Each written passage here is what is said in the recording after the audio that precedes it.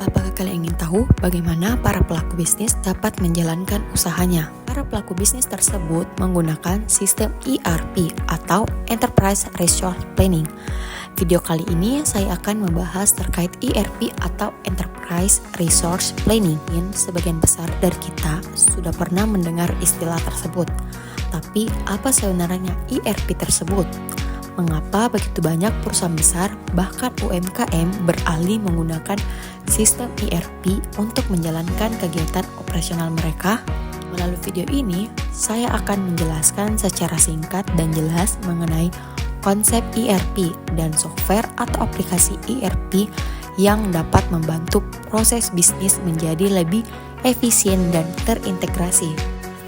Enterprise Resource Planning atau ERP adalah sistem software terintegrasi yang mengumpulkan dan mengatur data dari berbagai departemen seperti akuntansi, manufaktur, rantai pasokan, penjualan, pemasaran, hingga sumber daya manusia.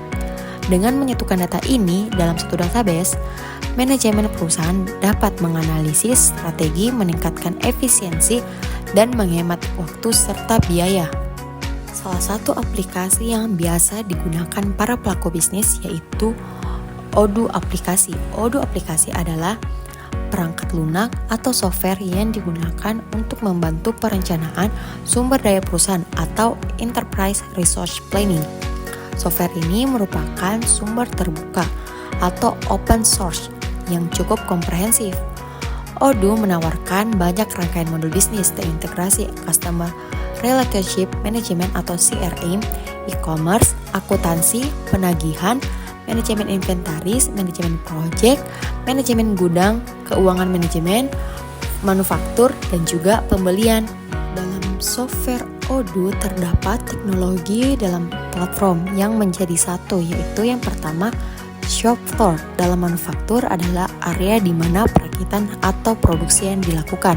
Yang kedua, expense adalah pengeluaran yang sudah langsung dikonsumsi atau habis manfaatnya dalam satu periode akuntansi seperti gaji karyawan, biaya listrik, dan biaya iklan bulanan. Yang ketiga, ada point of sale adalah sistem pencatatan transaksi penjualan.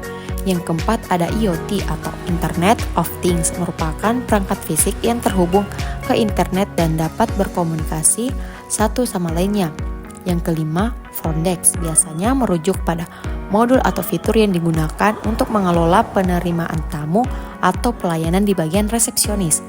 Yang keenam, inventory digunakan untuk mengelola semua proses yang berkaitan dengan stok barang dan pergudangan. Dan yang terakhir, kiosk, mode tampilan khusus untuk interaksi langsung di lantai produksi atau kasir self-service. Selanjutnya, terdapat menu-menu atau modul beragam yang terdapat pada software Odoo, yang selanjutnya akan terbagi menjadi 9. Yang pertama, website digunakan untuk membuat website dan toko online yang terhubung langsung dengan data produk dan stok. Yang kedua, sale.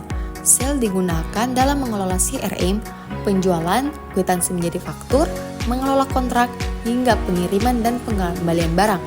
Yang ketiga, finance.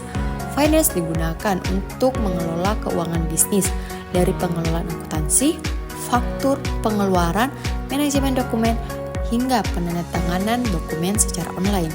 4. Ada inventory and manufacturing, merupakan jaringan dari pemasok untuk memproduksi dan mendistribusikan kepada konsumen. Selain itu, digunakan dalam inventaris, pengelolaan kegiatan, dan stok logistik hingga pengendalian kualitas produk.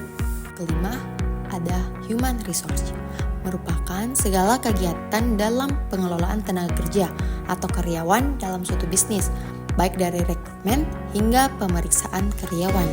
6. Terdapat marketing. Marketing merupakan aktivitas mempromosikan produk kepada konsumen, dimulai pada otomatisasi marketing hingga survei yang menunjang promosi produk. 7. Terdapat service, digunakan untuk mengatur dan merencanakan proyek, pelacakan waktu karyawan, layanan lapangan, meja bantuan, pengelolaan jadwal karyawan, hingga pengaturan meeting. 8. Productivity.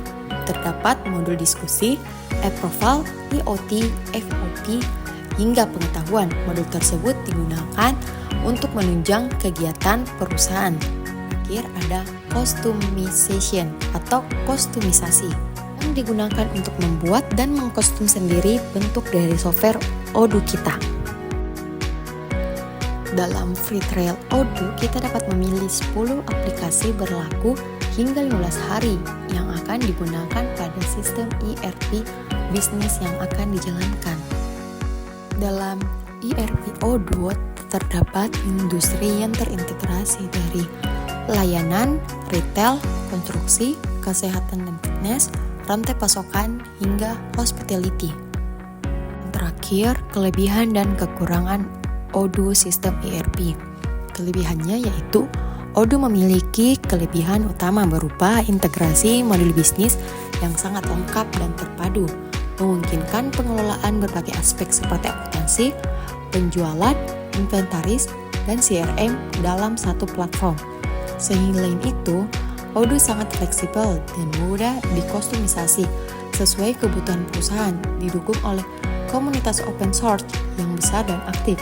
Sistem ini juga memudahkan otomatisasi proses bisnis, menyediakan pelaporan yang kuat, serta dapat diakses melalui berbagai perangkat, sehingga meningkatkan efisiensi dan skalabilitas bisnis dari skala kecil hingga menengah. Dan yang terakhir, Odoo mendukung penggunaan free trial selama 15 hari serta harga yang terjangkau. Untuk kekurangan Odoo juga memiliki beberapa kekurangan seperti proses implementasi dan kostumisasi yang cukup kompleks dan memerlukan keahlian teknis khusus. Selain itu, meskipun banyak fitur penting hanya tersedia di versi berbayar atau enterprise, dan biaya tambahan untuk pelatihan serta dukungan teknis biasanya cukup tinggi. Uji coba yang ditawarkan hanya mendukung 10 fitur dan bagi pengguna baru sulit untuk mengoperasikannya.